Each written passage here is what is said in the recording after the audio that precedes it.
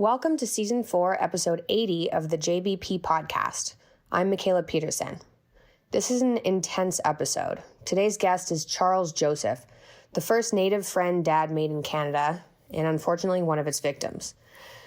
This was a deeply emotional conversation. Charles talked about his experience in residential schools, the way he blamed the world after getting out, rejecting religion, eventually finding God again, dreams, the meaning of reconciliation, carving as a religious experience, and more. Charles came to visit our house when I was a kid and told me some of the things that's happened to him, and it's awful. This is one of those episodes everyone should hear. If you enjoy this episode, or at least learn something, please subscribe. And if you don't want to hear me read ads, please visit jordanbpeterson.supercast.com if you want to sign up for an ad-free experience. It'll switch your regular podcast to the ad-free version automatically on whatever platform you use. It's easy and just $10 a month or $100 a year. This episode was sponsored by Ladder. We don't discuss life insurance nearly enough. I think having a sort of safety blanket for the future is a good idea. It can't hurt, at least. Ladder is 100% digital, no doctors, needles, or paperwork. When you apply for less than $3 million in coverage from your phone or laptop, Ladder's smart algorithms will tell you if you're approved on the spot. If you prefer talking, their team of licensed agents doesn't work on commission, so they're not there to upsell you, just to help. There are no hidden fees. You can cancel within 30 days for a full refund. Try it by going to ladderlife.com/JBP today to see if you're instantly approved.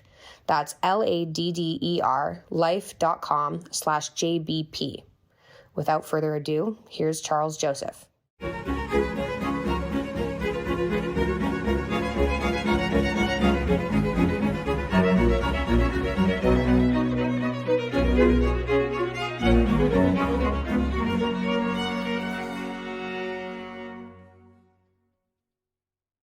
Hello, everybody. I'm pleased to be talking today with my friend and brother, Charles Joseph. Charles is a member of the Kwakwaka'wakw people who have lived for thousands of years on what is now the west coast of the Canadian province of British Columbia.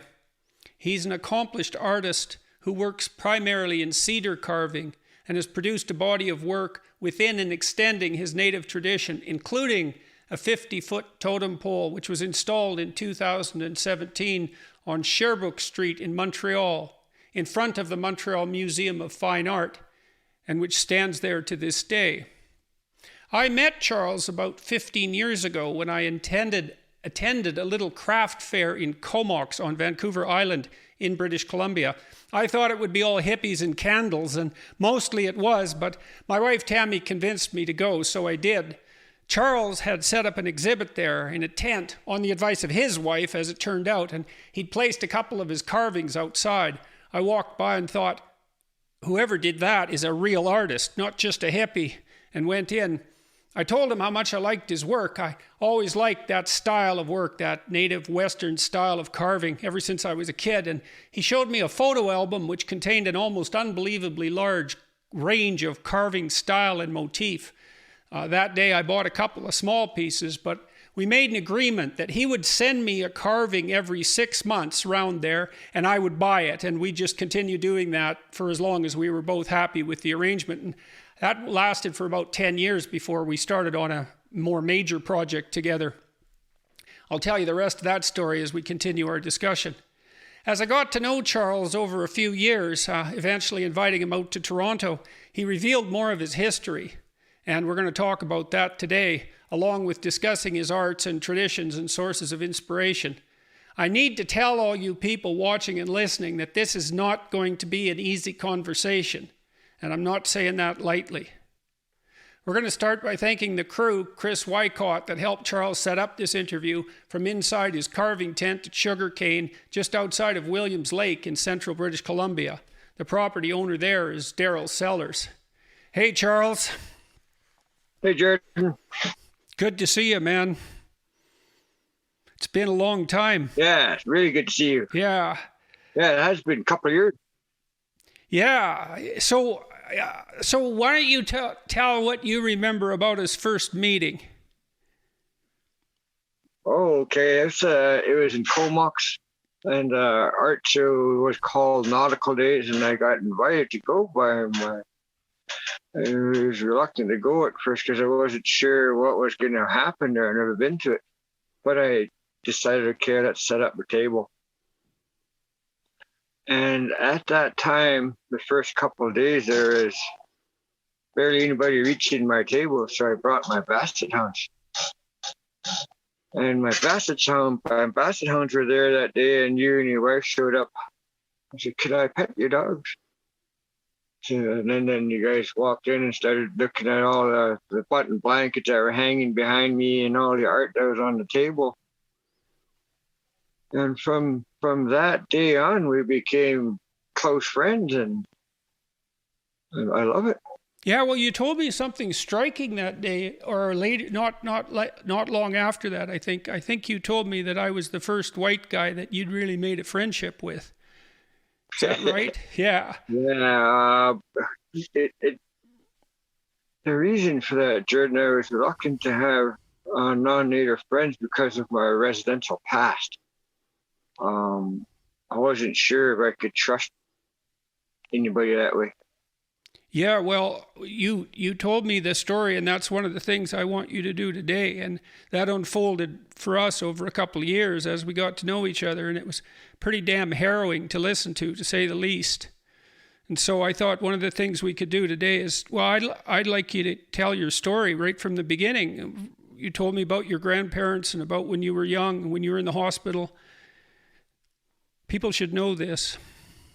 Well, it started off as I grew up with my great-grandparents. My mother and father gave me to my great-grandparents on my father's side.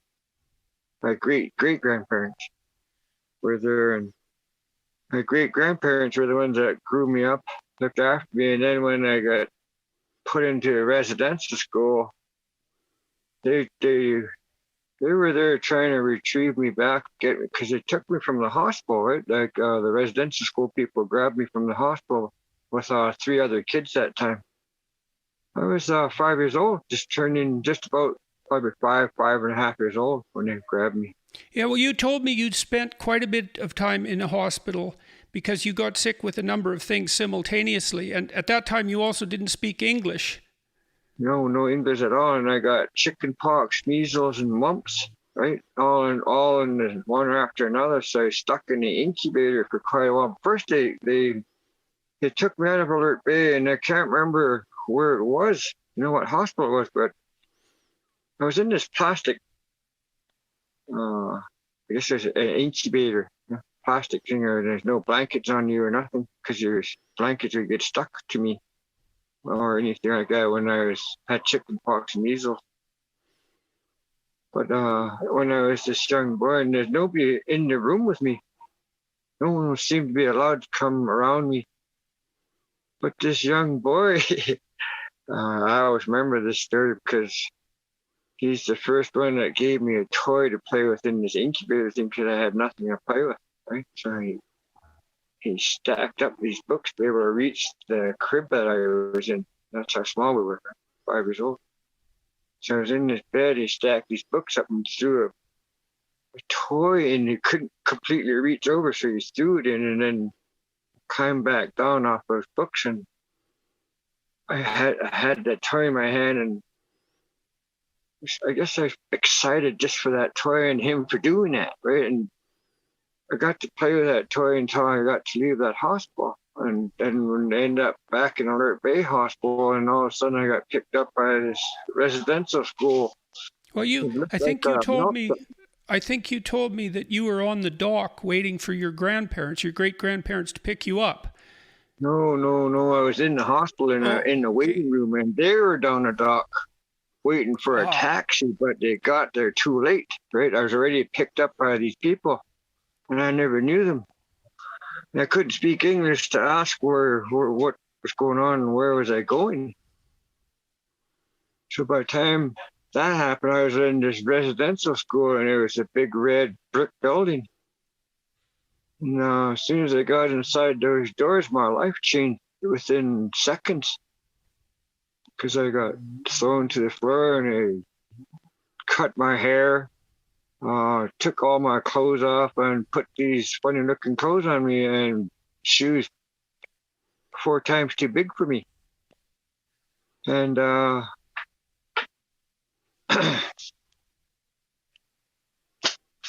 just a minute.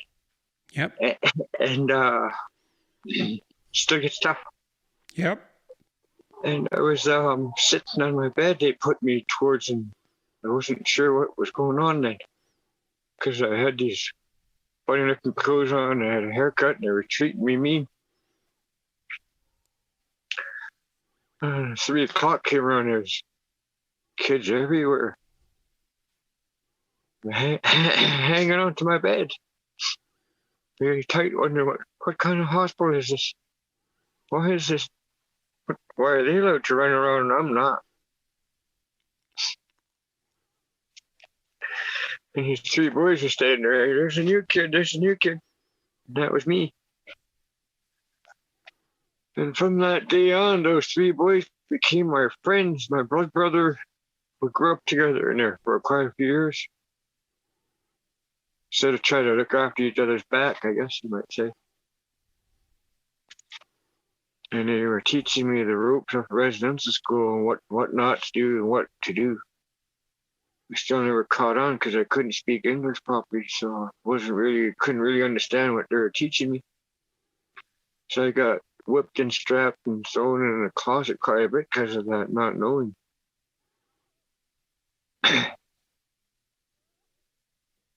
It got worse from there. It just like I got hurt by a nun and then preacher the following day, so you were confusing throughout the years about whether I should be with a woman or a man because of what they did to me.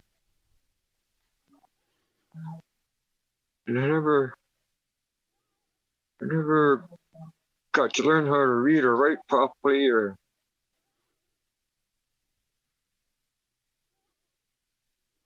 You told me, Charles, that you had a hard time finding enough to eat when you were in the residential school. I'm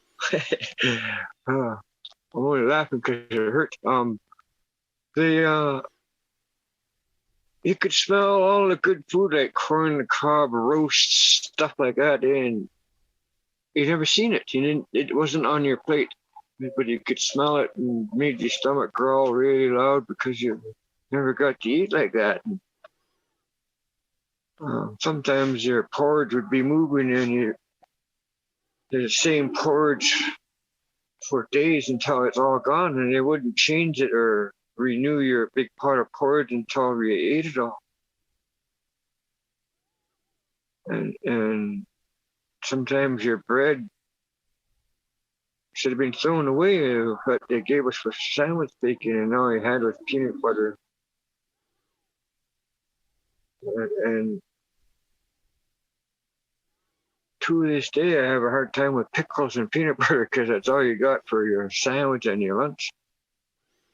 There's no apple, oranges, or juice. No, it was just that and water. And the water came out of the tap from the school. You said you used to forage with some of the kids for eggs and so forth and try to cook them under the hot water taps. We used to crawl around on the beach, man, like sneak out at night and go down and get mussels off the beach. I don't know why I knew that. But we get these little mussels and then we'd put them in our t-shirt and fold our t-shirt up like a bag so we could carry it in and sneak back in with it. And then on the spring, we go into the forest, otherwise sneak into the forest and we would take robin's eggs and bring them back to the dormitory and boil it under our taps under hot water. And little did we know that the mussels smell. You could smell it throughout the dorm, so we got caught doing that, right? And they wanted to know where's the shells, where's that food.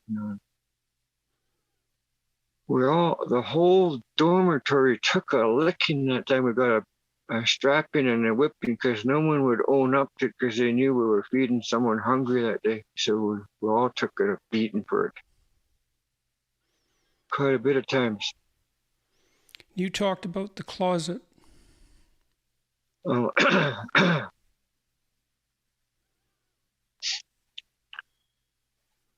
when they were done with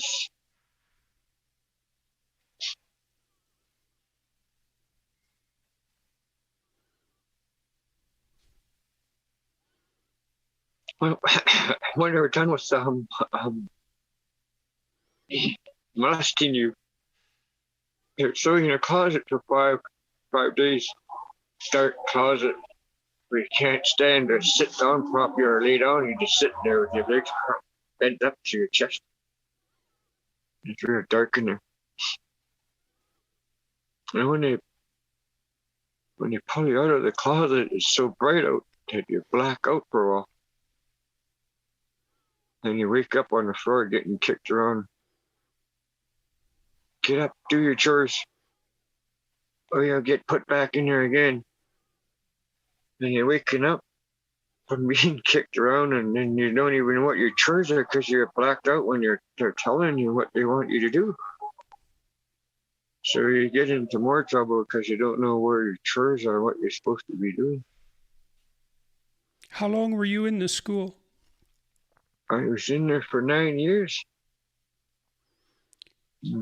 Probably 3-4 years of it, you weren't allowed to go home. What did you think about your family not being there? I thought, I never really thought more of them. I thought, what did I do so wrong that they left me there?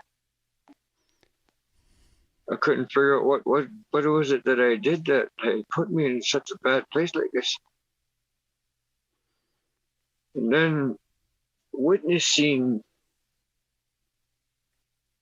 probably the third time they tried to come around to come and get me, and I seen the RCMP escorting them away from the residential area and escorting them right down to the dock. I told them if they came back, they were going to be put to jail, come back and try to get me. So they never ever came back. So I seen that. So before I seen that, I was blaming my grandparents and my dad because that's who I grew up with. I was mad at them for leaving me in such an awful place, and then wondering why they left me there. You know? With the help of my older relatives that were there, made it a little bit easier at the end, because then some of the native people started getting hired to work there at the end of the one before it closed. But before all that, there was pretty, you start to wonder today, where do they find all these mean people, to be like that? And then the other one is how could I be like them as supposedly a Christian or whatever, and treat people like that? I'm sort of more drawn away from that than want to know more about it because of those reasons. I don't believe in God. I don't believe in Jesus. I don't believe in it because if there's such a thing, these things wouldn't happen to us as kids. You said recently when we talked that there's been news in Canada about unmarked graves found outside residential schools again, and you said that although you'd recovered from a lot of this to some degree and weren't having nightmares about it anymore, that sort of brought it back. And then you told me some pretty terrible stories about that situation too. When I met you, Jordan, and a couple of other friends, I started working on things because I trusted in it. I trusted in the words that you were asking me to do. I trusted that because we were friends for a long time, and I started working on myself without going to a treatment center or places like that, because I do things culturally. And I remembered my grandparents' teachings and cultural forms that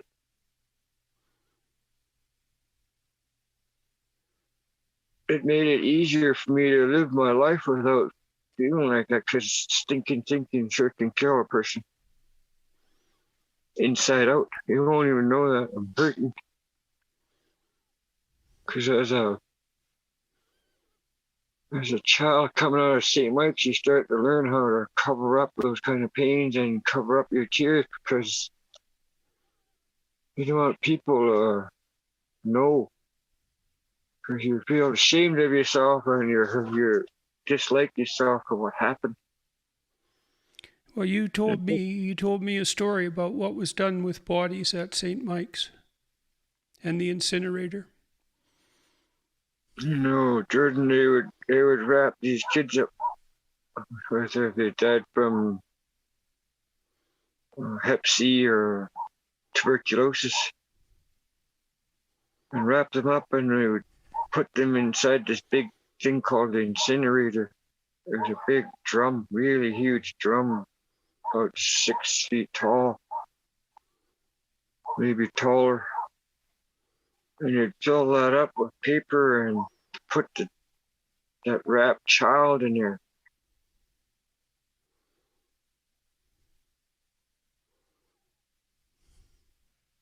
And they would make us light that fire, and the whole town would stink. The whole place of that area would stink. You could smell the body burning.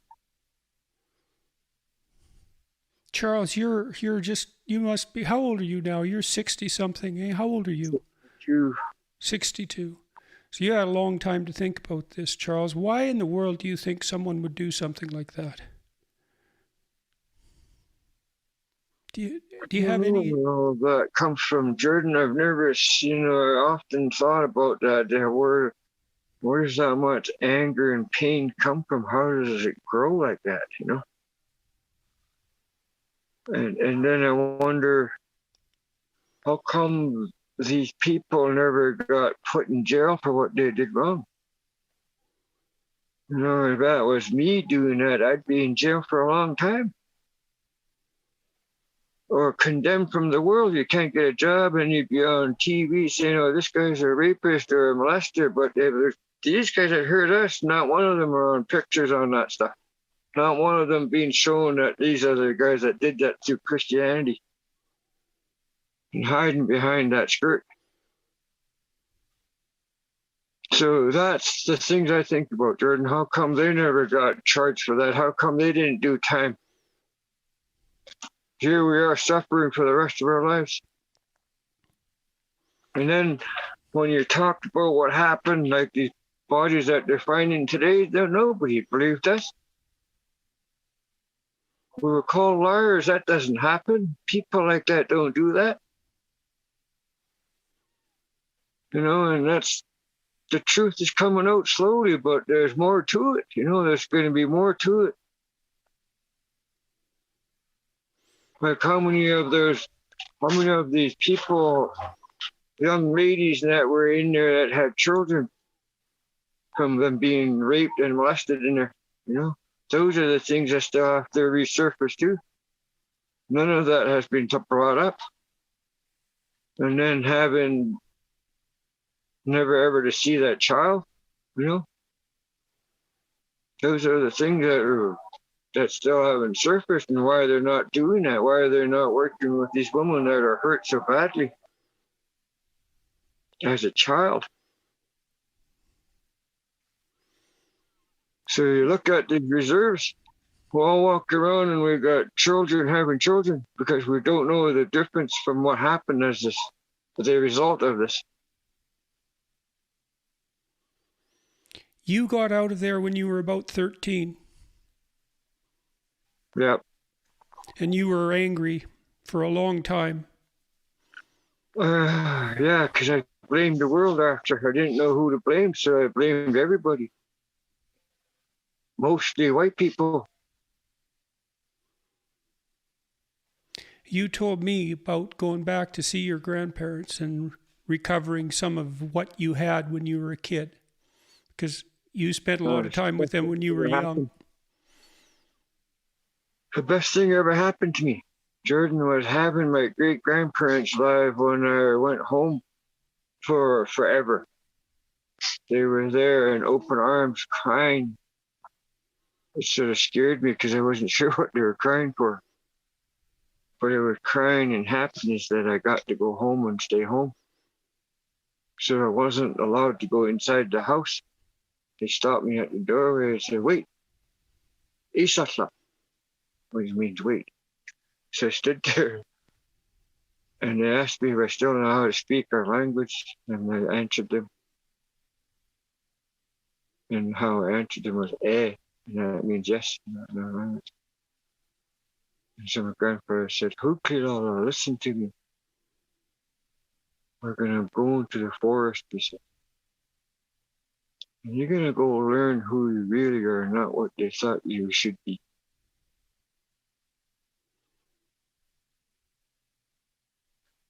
I was really scared.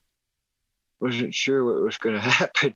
So as we were entering into the forest, my grandfather asked me to take my residential clothes off and leave it right there, wherever it comes off. So as we were heading up this creek behind Sam Charlie's house, Siki's house, Chief, there was a creek behind her house, and it went up towards back of the reserve. And there's these 4 big trees that were there, and a spot to sit in the middle of these trees. He brought me there, and he sat me down and put a blanket on me. It wasn't any blanket, it was his chief's blanket with buttons on there and a story that told his story of what he had crusts on in his treasure box on his blanket. So I was very proud to wear that. And I sat there and he gave me a pebble, a feather, and a rattle. And I'm sitting there trying to figure out, well, what are these for? And my grandfather says, "You can't leave this area at nighttime. You've got to stay here no matter what. If there's ghosts or things that scare you through the night, you use your feather and your rattle and you pray with your feather. You ask your spirit people to come watch over you. And you use your rattle to prepare the ground so that the spirit people can come and look after their circle where you're at. When you get dry, son, don't leave the circle. Put that pebble in your mouth. It'll help your mouth stay moist until you're done with what you're doing. Until you're allowed to leave that area and go have your bath and have a drink of water." So I did those things. And then after about the 4th day, these trees were talking to me. It was amazing that these trees were talking to me in our language. And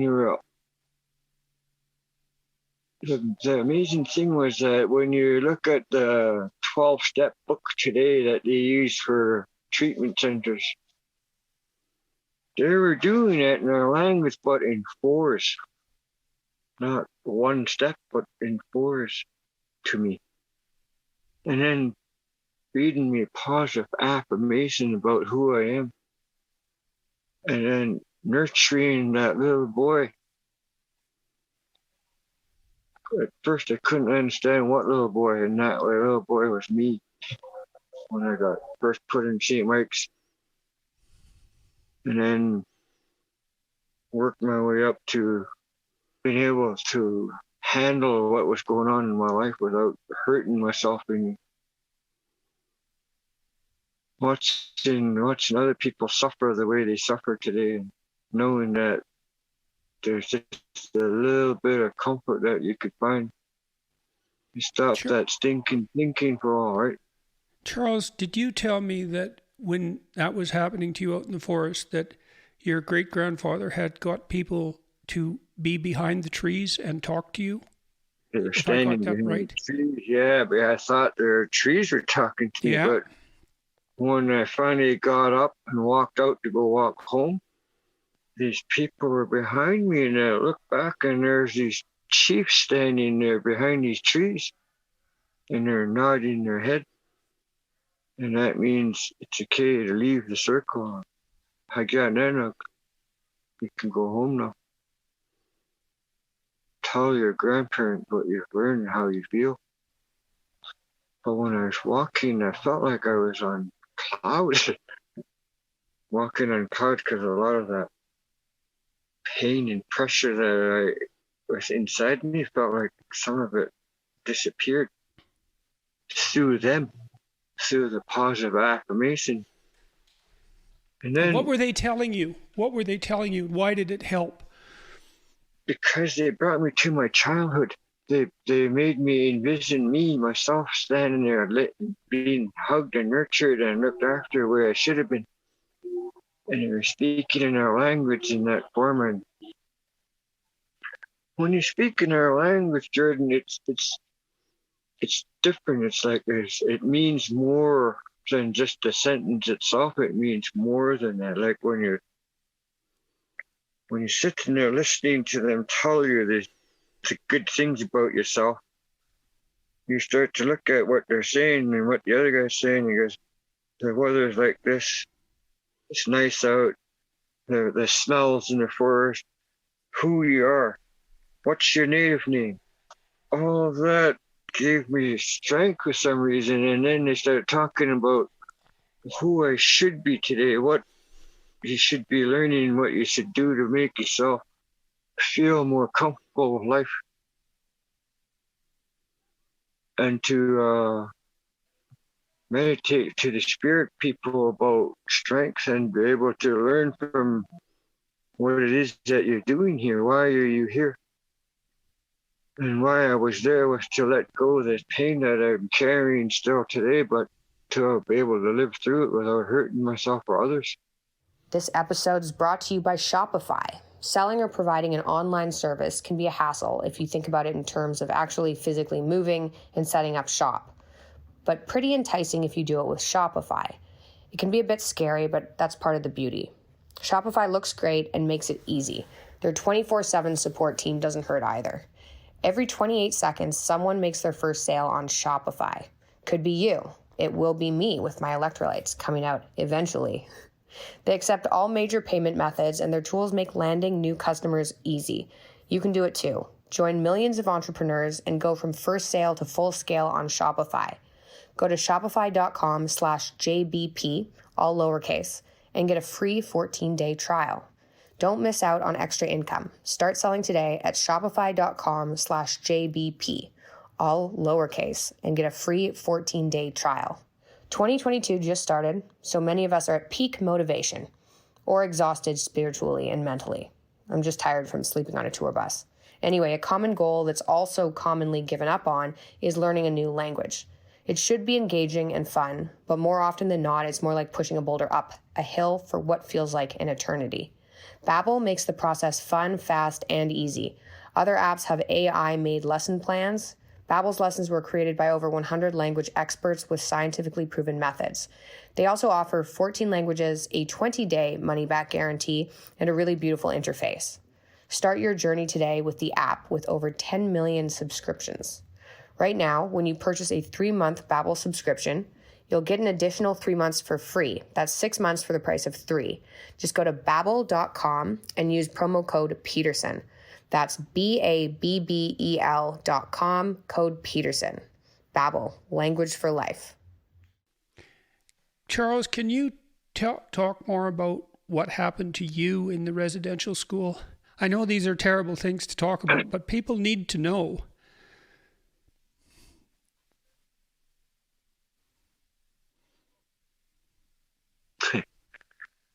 Give me a second. Yep.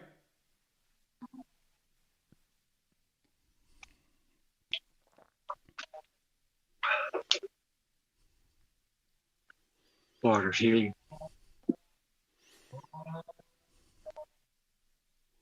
Before we did this, before I knew we were going to sit down and do this, I was meditating to my grandparents about giving me strength here up in Williams Lake. My family, my wife and my children are from here. So I wanted them to learn the Shuswap way besides my own. So I wanted to, I like to thank the Sugarcane Tribe for allowing me to be here doing this today. Because I'm working on some things for them about that residential school that they had here and some history that they taught me here, what I could put on their panel for them.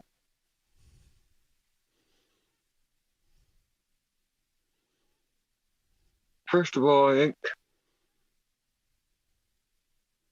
if you could think of all the abuses you can say in English or whatever, it happened in here. It really happened. And they hid it so well that people didn't even know what was going on right next door to them.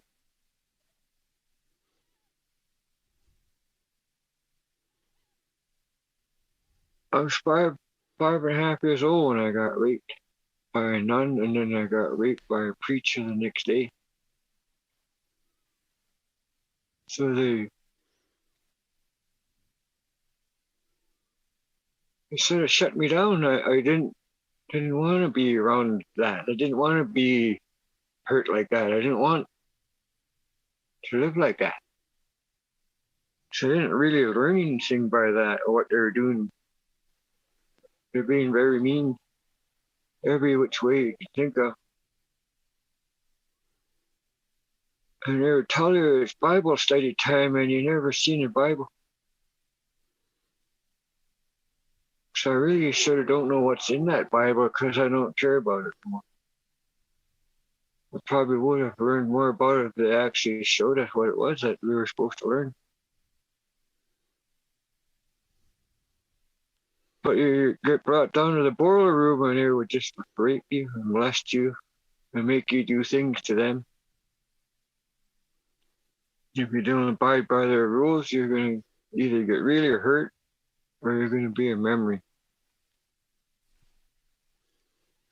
As a little kid, you get really scared of that stuff because you don't know, there's nobody there to help you. There's no parents to stop them from what they're doing. There's nobody there. Not even another child could help you because they would just get hurt with you.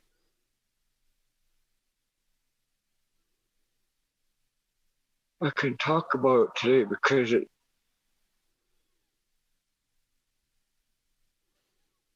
not happening no more, and I don't allow that around my family, and I don't wish that kind of pain on anybody, not even my worst enemy.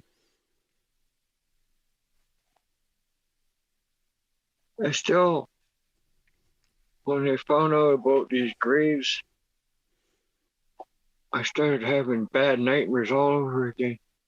I started sweating really bad, my palms.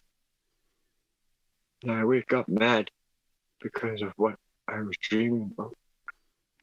Hey, Charles, do you remember when we talked about your dreams a few years ago and you were a little kid in your dreams? And you told me you hadn't looked in the mirror for 40 years, that you wouldn't look in the mirror? 22 years, Jordan. 22 years I wouldn't see myself in my face or anything because I was ashamed of myself. And I thought you practiced looking in the mirror to see how old you were, and your dreams started to update. I phoned you that time. That was 4 years ago. I was living in Surrey. And I told you that out of the blue, I told you that, Jordan, I don't shave looking in the mirror. I don't look at myself in the mirror, and I rarely comb my hair because I don't even know what my face looks like. And then it was funny that when I seen myself on Patricia's camera, oh, that's me. And then I realized when I was looking in the mirror, I was feeling my face. And I fell to my knees. And Frankie goes, "You okay in the bathroom?" I made a big thump. And I could barely say I was okay without letting her know I was crying. I was crying because I missed out on 20 years of watching my face and my hair and my body get older. I missed out on looking at myself and because of that, because of my shame of myself, of what happened to me in residential school. I transformed my dreams to my grandparents. They're the ones, my great grandparents. They're the ones that were teachers at that time. So I thought, when my great grandmother went to the hospital when she had an injury on her left leg, on her top of her foot. She was a diabetic, so it had a really hard time healing, and they wanted to amputate her foot that time. And she told us that in our culture, when a person loses a limb or a finger or whatever in this world, that you've done something so bad that you got to fix it in the next world, next time. So there's no way you're taking my foot off. She told the doctor just to leave, call my family. So she called me in and told me what she was doing, and I was sitting there begging her not to do that because I still needed to learn more from her. But she says, "You're moving." What do you mean I'm moving? While you're sitting with me, I have family members up your house right now packing you and your family out, and you're moving on the last ferry. You're moving to Canberra River, and I don't want you to see me the way I'm gonna be. I want you to remember me, who I am and what I am now, not when I get sick. And I was begging her not to do that because we still needed her, and I still needed more knowledge from her. But she said, "No, son, I'm tired. Can't be here no more." So the last ferry came around, and I was,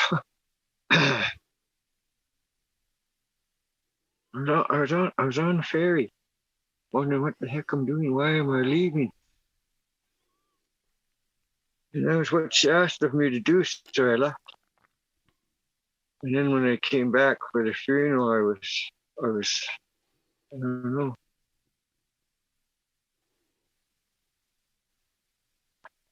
I became a drunk because everybody passed away. It seemed like everybody that I got close to, or really, really close to and loved very much, they seemed to pass away on me.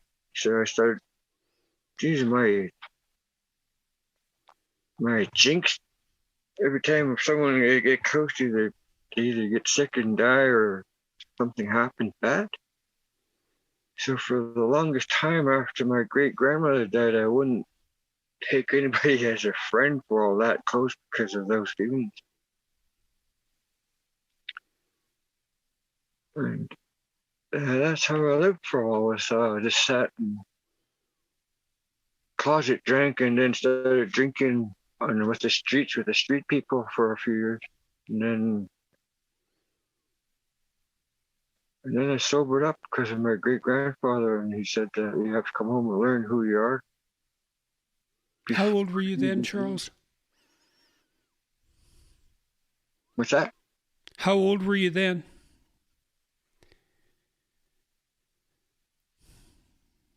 17. I was still underage. 17, 18 years old. And then not too long after that, they passed away.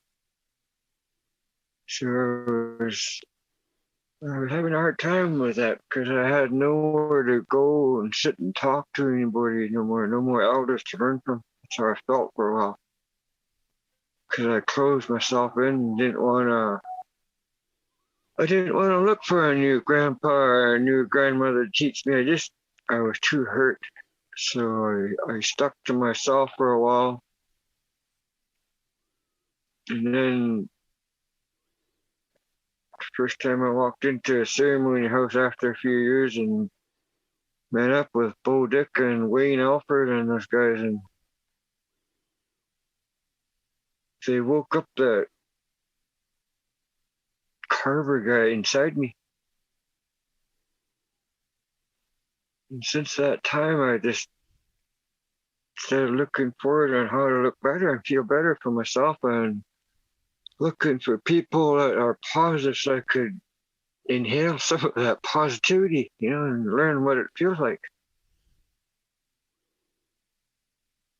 Let's talk about your carving. You said that when you met Bo Dick and he was a famous carver, and the people that he was with, that woke something up inside of you, and that was associated with what you'd learned from your great grandparents when you were a kid. They were artists. They were all carvers.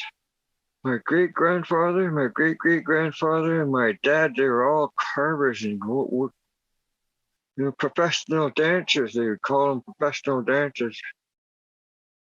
And I seen it, and I wanted that. I wanted to be like my dad. I wanted to be like my grandfather. So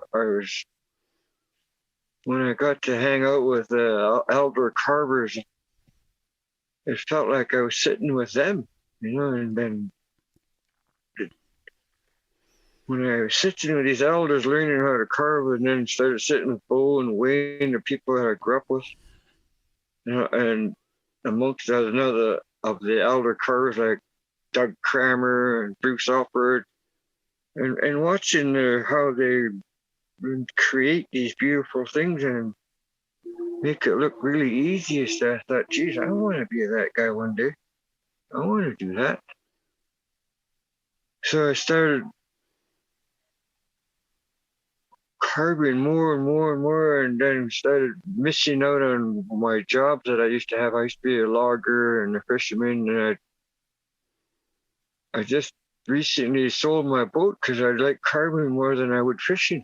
So, and the thing about the carving lifestyle is I'm still sitting here in Williams Lake by myself, carving, always by myself, but I don't feel like I'm by myself.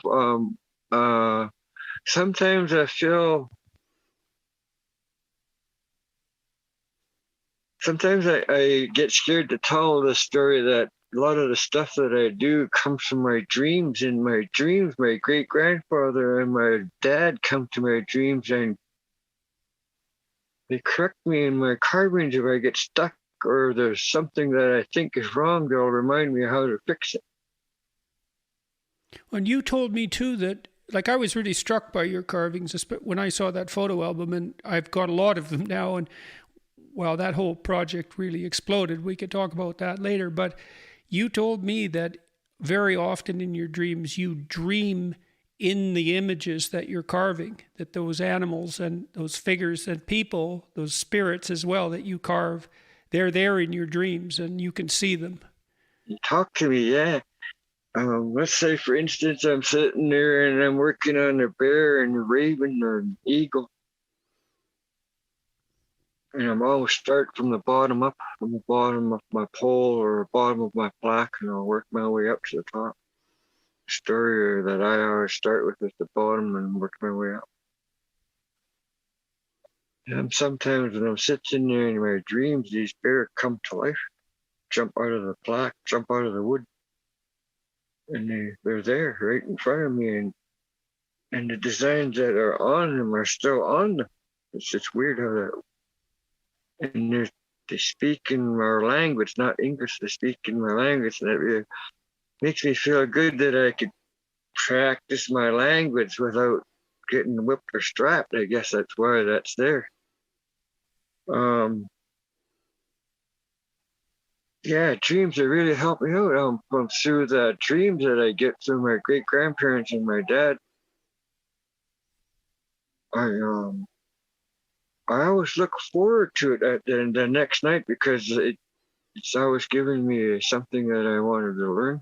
Teaching me from it.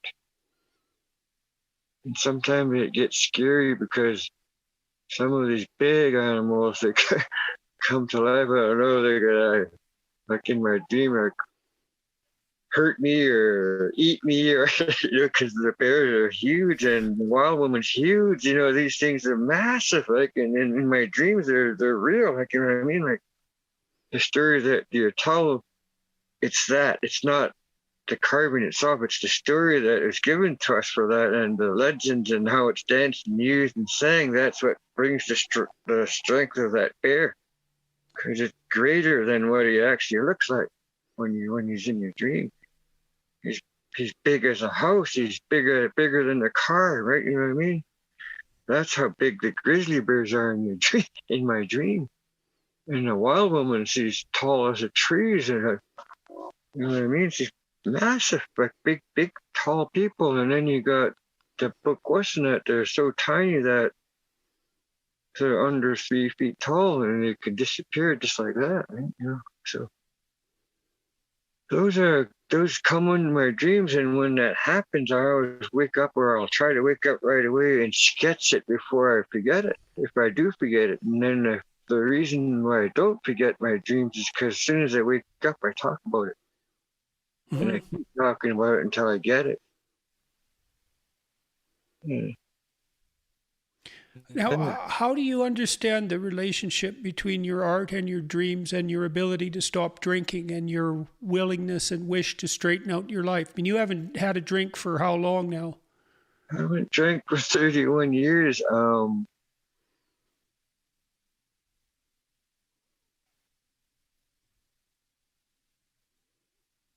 I think the reason why I quit drinking and drugging was because it didn't go hand in hand with what I was doing with art and culture. It wasn't there, right? It didn't have those feelings that you have when you're sitting around your art or watching the dance go on or the singing. It means more to me when I'm in cultural. It feels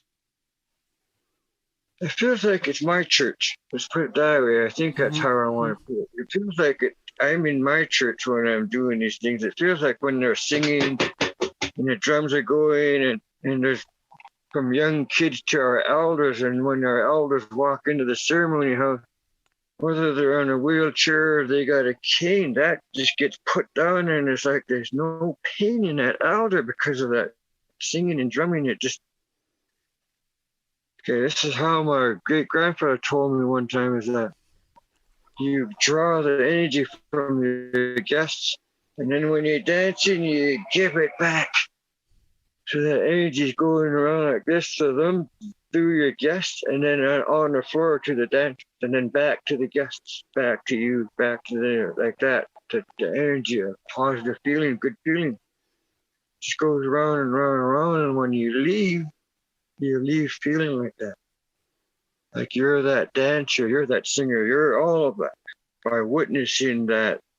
And I think you witnessed some of those feelings that we've done at your house and plus at our ceremony place back in Port Rupert when we had our potlatch. And that was like I was in my glory when those things go on. Makes me feel really good. None of that my childhood pain surfaces when I'm in that zone.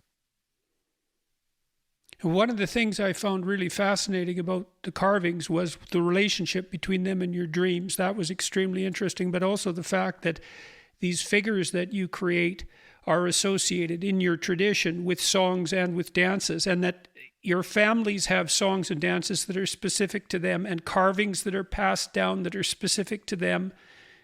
It's very remarkable. And so maybe you could talk a little bit about that if you would. Geez, that kind of art goes back generations after generations, but we're always told when you first get put into a dance or a mask and your name is you're not the owner of it, you're just a carrier of it. You're carrying it for your chief, your family, your treasure box.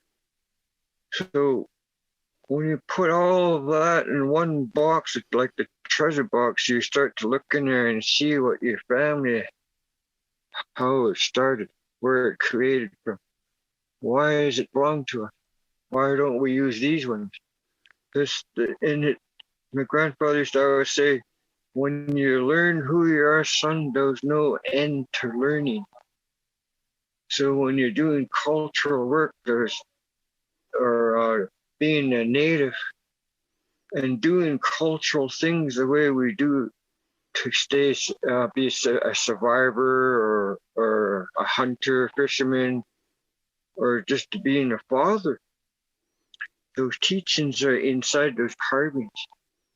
And when I dream about those things, there's always something like for instance, Jordan, when we were talking about your holes in your house there, and when you were talking about your bear. So in my dream, that bear was holding you, hugging you, and letting you know that you're the chief of your house, you're the speaker of your family, you're that man, you're the teacher. And then when the eagle, when the eagle came to the house, that was your wife's story. And so we incorporated that eagle and her and your son and daughter into that for wrapping around the family. The son and daughter wrapped around the mother. Because that's Charles, my friends used to call my dad Wally Bear.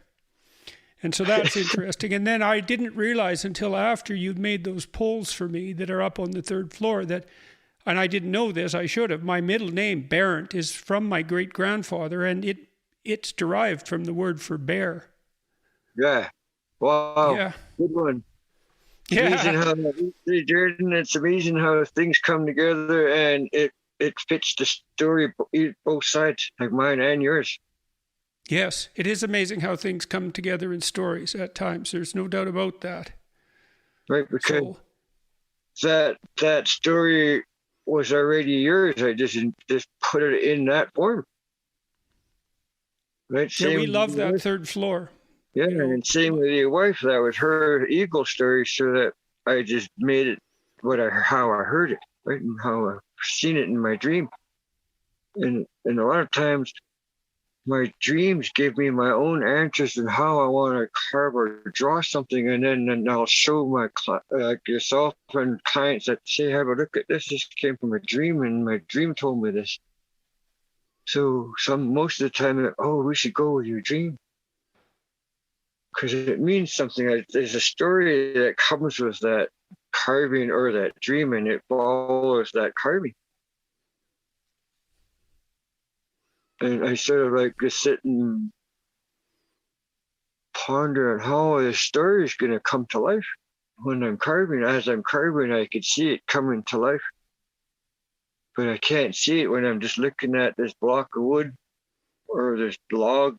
But once it starts forming into a totem pole or a carving mask, then I start to see that story that's coming from that. That's when it comes to life, is when I start to carve it, actually. So I can't tell you sometimes the full story till I'm actually finished drawing or carving what it is. Because as I'm doing that, I remember stuff in my dream, what they're saying to me, and how I should say it in English. So when you came out to Toronto, we started to talk about my third floor.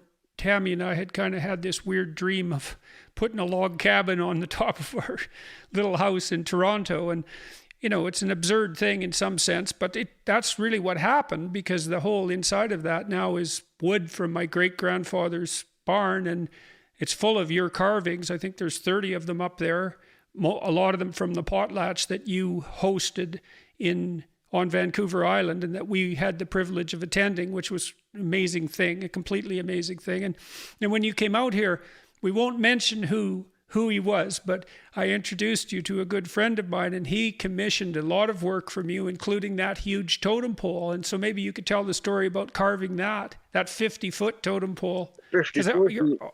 Yeah, 54. 54 feet, yeah, and 54 feet with the horns on and stuff. It started off with when you first brought me to Toronto, and then we were talking about Shamey, and his name is also Charles. And all the rest,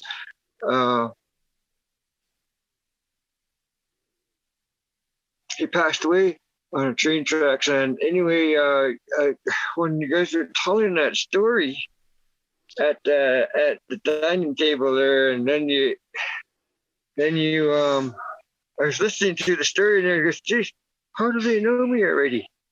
I thought you guys were already talking about me because you brought up they brought up Charles's name a few times, and that's Shamey's name, and that's my name. So I thought you guys were already talking about me. So I thought, geez, I don't even have to say nothing. You guys already know. But then you said, oh, Charles has a similar story to Shamey's. So I was looking at you, and I was looking at, and I said, just give me a minute. I need to go outside. And I seen there's trees out there right close to the house we were at there when we were having lunch that time. So I went over to those trees right away, and I went out there and asked for my grandparents to come give me strength to come and talk about this over here, way over in Toronto. And then I felt that big breeze come through, and oh yeah, they're here. And then I went back in, and then we started talking about that day about my residential school, and I sort of gave it to you guys in a short form that time. I think you danced then too. Do you remember that? It wasn't long, but it was really striking. Yeah. You know, I was really amazed to watch you dance because you fell into it in such a deep manner that it was immediately entrancing. Yeah, it makes you feel that way. That's why I love the cultural dance, the way we dance, and how we use our mask and what it is that I carry for my family today. It's the hamaza, right? And that's a very important dance that our chief carries, and he puts on his son to become the next chief, up and coming chief. And I was really thankful that and grateful and honored to be asked to be the hamata and our palats that we had with you guys there in I believe it was 2016, I think it was, or 15. But that was from the Joseph side of the family, and that was my great grandfather Billy Joseph chieftainship.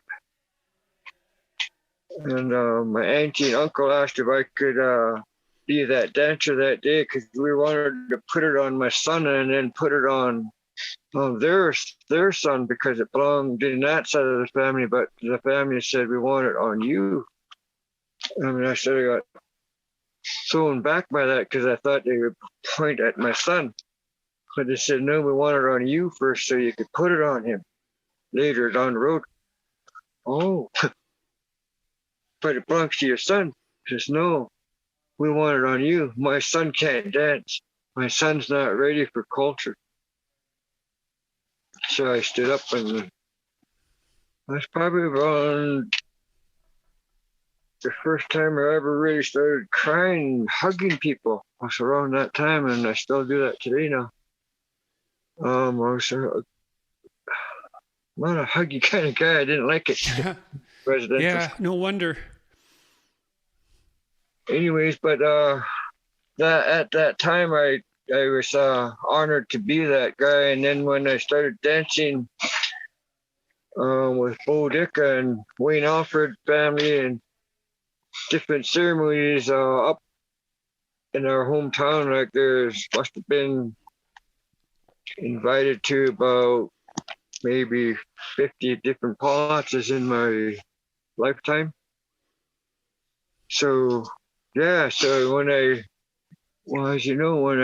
get into regalia and become I transform, I feel really good. I got no arthritis, I got no pain. I'm really happy. My heart just jumps for joy when I'm doing cultural work. Makes me feel really good. Makes me let go of all of that stuff, right? You know? Yeah, well, it puts you in a different place. It's partly why I like having that art around. Well, and good art, period, because it has that capability to that beauty and that depth to take you somewhere better. Yeah. Now this pole, you carved some Christian religious figures into that pole. Okay. I'll tell you a short story on starting from the bottom of the pole. The bottom of the pole is the owners of the pole and family. I'm still not allowed to use names because of the media and stuff. So, but anyway, and then after that is it's a cedar rope carved like a cedar rope underneath the bottom of the woman's legs, and that cedar rope is for safety of wherever that pole goes. I feel because us as Kwakwakwa people, we use cedar bark for dancing and for ceremony and for healing. So that's why I put that there. And then there's a woman on top of that cedar rope, and she's kneeling down, and she has her arm out. And under each arm, she's got a boy and a girl, and then that's welcoming the kids home from residential school. And then above that, it's a whale, and on the whale, it has faces on that whale, and those faces represent the children that got adopted out and never got to come home and be themselves. And why it's on a whale is because that whale goes around the world and comes back to where it belongs. I thought that was fitting that the children did that, went somewhere and then came back and didn't feel like they belonged though. So I put that on the whale. And then after the whale, I made a raven, and a raven is a trickster. They're very smart, ravens. They like to play too. So I thought what would be fitting on that raven was I'd put a preacher and a nun on the wings, and then I put a cross down the middle of that raven's chest. The reason why I used the raven was because of how these Christianity people tricked our people into taking our elders first, and it didn't work. So they put the elders back and took the children away and put us in these residential schools. But first they tried to do that with elders, and then they put them back because the kids were still learning. So they put the elders back and took the kids away. And that's when they found it was more effective. So, it's the thing about when your life changes over and over. Like when I first met you guys, I want to live like that. I want to feel like that. So I look for people like that now. I look for positive people that feel good about themselves. And I'm not trying to brag or anything, but it's good to feel like that. It makes me feel good that when I'm like that, I can carve happy masks. I feel good. I'm not frustrated inside or hurt inside where my mask's gonna feel like that, right? Or my carving. So when I do totem poles, I want to feel like that. And when I'm not feeling good about things, I won't go to that pole that next day or something. If I'm feeling down, there's something sad or a death going on, I won't go around my art until I feel better. And I don't know why I do that. It's just something out of respect for the spirit people, out of respect for the teachers that taught me the art. I guess that's learning how to deal with respect in that way. Well, learning what to respect too. Yeah. I mean, look, there's with alcoholism, there's a scientific literature on alcohol abuse, and one of the most effective treatments for alcohol abuse is spiritual transformation. It's the only treatment, so to speak, for alcoholism that's really been validated. And so that's really quite something. And, you said that you found something that was more important fundamentally. I mean, there's more to it than that, but that's to be taken seriously. I quit drinking when I was about 28. And the reason I quit was because I was writing. Well, there was a couple of reasons. I was having kids, and I wasn't going to drink when I had little kids. That just wasn't a good idea. And, the only time I was doing things that I would be ashamed of the next day or a week later or something, it was always if I was drinking. And so I thought, well, maybe I don't want to do things I'm ashamed of anymore. But also, because I was writing, and I was writing about mythology and stories and all of that, it was very hard work and very emotionally demanding. But I couldn't do it well if I was hungover. And so I thought, well, which do I want to be? Do I want to write this book or do I want to be hungover? And so I stopped, and I stopped for 30 years, I guess. I drank a little bit again when I was in my early 50s, but I quit again after that because I found that even though it's about 25 years had gone by, if I drank again, I usually drank too much, and then I was likely to do something stupid. And I thought, well, no, it's just not worth it at all. It's not worth it at all. Yeah, I'm laughing with you. Yeah, no, I understand. And so how many people worked with you on those big poles that you produced? I mean, you produced some 8-footers for me, 8 and 10 feet, I guess. The welcome figure must be 9 feet about. When I worked on your stuff, Jordan, there was just the family, me, Oceana, James, and Frankie. And when I worked on that big 54-foot project, there was Oceana, James, Frankie, myself, my brother Leonard, my brother Gordon, my late nephew Johnny, and my nephew Mike, and Orbit, Leonard Jr. And it was like I've always done. It was always family effort, right? I make sure I keep my family involved, and so they keep in touch with culture. And then when we had that ceremony, a lot of my family members didn't make it, but when the ones that did make it, they were never, introduced to the culture because they lived in Vancouver all their lives or urbanized. So when they got to come home, it was a big teaching to them too, right? Because they've never ever been involved in it. So it's good to see that it works. Was it good for them to do the carving? Oh, geez, you should have seen how they felt when it got stood up. They were so proud of being part of that. You know what I mean? And I was proud to see that, how happy they looked when they seen the creation that we did together as a family stood up somewhere where we're never going to probably go again, Who knows? Yeah, that was it. And so what do you think about it being in Montreal and the busiest street there? Pretty much Sherbrooke's a major street. I mean, it's one of the main streets of Montreal. It's a beautiful street, and it's in front of the Museum of Fine Art, which is really something because that's definitely one of the finest museums in Canada. It doesn't look like it's going anywhere soon. No. Well, I mentioned to them that, one day you guys should return this pole and get your own. But, and I tried to approach them with another idea as I would like to take a log there to the Mohawk people, a raw log, and then work with the Mohawk artists and see what we can come up with. Mm-hmm. And that's one of the ideas I had, just so. Do you have Mohawk artists that are interested in that? Jordan, reconciliation with another tribe. I don't know if I want to call it that. I think it's just to rekindle what our elders did before us, and go back to being related in all the nations across Canada, I guess.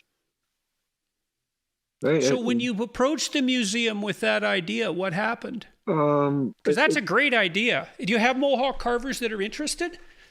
I know of a couple that were, and then we were going to first get that idea on the table, and then I was going to bring it to the Mohawk chiefs that I'd invited to the pole raising, and then see what would become of it.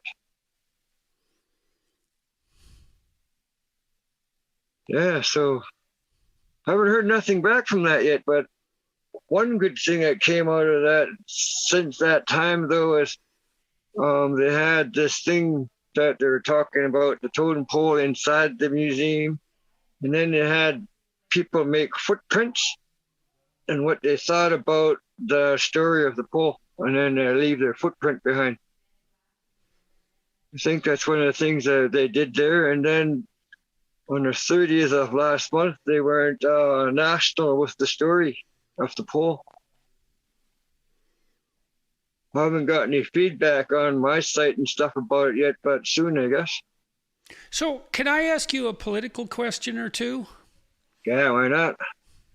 Well, you know, Canada is hypothetically engaging in this soul-searching process, this reconciliation process, and I'm kind of curious about, I mean, there's parts of it that I'm really I don't feel good about. Like, for example, now, before most ceremonies, before most public events in Eastern Canada, there is a statement about the land that the people this land once belonged to. And I don't like that because it seems hypocritical to me and not real. And I think it's showy and false. And well, that might just be me, but I'm pretty curious about, you're looking at this from a completely different perspective than me. And like, what do you think about this reconciliation effort? And has it been helpful to you and to people you know? And is it real? And Okay, Jordan, I need to ask you something. This has been on my mind for a while, and I wanted to ask you that quite a while ago, but what does that mean, reconciliation? What does that, in my mind, that means two parties that are saying they did something wrong and trying to fix it. That's what my thoughts, what reconciliation means, but that's why I don't agree with it. Because we're not the ones in the fault. They are. So that's what I'm going to tell you a story, Charles, okay? Okay. I want to tell you a story. This is a story that a friend of mine who committed suicide wrote. He lived up in high level. I think it was high level in Alberta. And there were a lot of native kids there. And he was probably around 10 or so. And he used to get beat up fairly regularly and was often by the native kids. And he wouldn't fight back. And the reason he wouldn't fight back was because he felt guilty. And that guilt about, I don't know, it's the horrible hand of history, I suppose, Charles. That guilt, like, that eventually ate him up and killed him. Now, he had other problems, but... So where did his guilt come from? Well, he felt that he was an interloper and he was an occupier and he didn't have the right to fight back, and so he wouldn't fight back. And, you know, then he decided when he was a teenager that anything he did that was sort of masculine and achievement-oriented and ambitious was wrong because it was associated with all this historical cruelty. And so he just stopped himself from doing anything, and it killed him. It's not that uncommon, you know, and I've been thinking about this a lot. You look into the history of mankind, and it's pretty damn bleak, you know. There's a lot of horror in the past, a lot of bloodshed, a lot of warfare, a lot of cruelty, a lot of malevolence, and we all have to contend with that. And like for me, that you asked about reconciliation, for me, it's getting to know you. You know, I had some native friends when I grew up. It was hard. There was a big gap. Yeah. You know, I'll tell you a story. I'll remember this, man. So I had this friend, off and on friend. He was a native guy. His name was Dennis Helly. I think Dennis is still alive. And we kind of had a friendship in grade 6. And he was a big, rough kid. And I was a bit afraid of him. But he was a good guy, good-looking kid. And he was smart. And we were trying to have a friendship. And I'd invited him to go to the movie with me that night. And then we were sitting in class. And my dad was teaching the class. And Dennis was chewing gum, and my dad said, "Dennis, stop chewing that gum. You sound like a cow." And I said, "Dennis the cow, ha, ha, ha." And then he looked at me, and he meant, you're dead after school. And so I was terrified the whole damn day. And after school, I zipped out by where the bikes were, and Dennis came after me, and I was sort of running around the bikes and trying to stay away from him, and I sort of hid behind this, I don't know what it was. There was some structure there, and he was on the other side of it. And I said, "Dennis, you know, We could stop fighting. I'd still like to go to the movie with you tonight. And he broke into tears and ran home. Yeah. So reconciliation, that's a hard thing, eh? Yeah. And maybe that's kind of what you and I are doing. I think so. But what I wanted to know... It's not easy, you know, no. Because there's a lot of bad blood and there's a lot of horror and none of us really know how to do it. You know, we come from very different places and we don't know how to make that work. It's not a simple thing. Or why it happened, you know? Why are we so separated? And then the greatest thing is now we're together. Not just well, that's something, isn't it? And the totem pole's in Montreal, and that's something too. We're not just friends, we're family. Yeah. That's what I mean about the greatest thing for me is how we reconnect is right, and how you and I met and why. You know, I think a lot of this sort of thing has to be done at the individual level, you know. And then what I love about it is that we're still connected, we're still growing. Yeah, we're doing our best, man. Yeah, and I love that. It makes me feel good that I'm part of that. Yeah, me too. It's really been something, Charles. All these things that we've been through. It was hard. You know, I've been sick for about 3 years now, and I haven't talked to you much. Didn't have the stamina for it. You know, I was pretty isolated myself from pretty much everybody except my immediate family. But we've been on some great adventures, you and me. That potlatch was really something. That ceremony, you know, when you and your guys came, and your wife too, your whole family came to my house to do the ceremony to open the 3rd floor. That was the same day. So that was when I was inducted into your family. And, you know, people have made fun of that and said that I was lying. And, well, it's not a lie. No. And that was the same day that I was being accused of being a bigot and a racist at the university. It was the same goddamn day, the same day the debate, there was a big debate there when everything blew up around me. So I went from this debate where, you know, I was basically being accused of being a racist and a bigot to this ceremony in my house where I was inducted into your family. It was a pretty damn weird day, I can tell you that. Okay, when we've got to change that word. Abducted. When we had chose our family, had a meeting, and we had a meeting with all of my Joseph family and some hereditary chiefs about adopting you and your family into our family in the ceremony house. And then the chiefs had asked me what was the reason for doing that.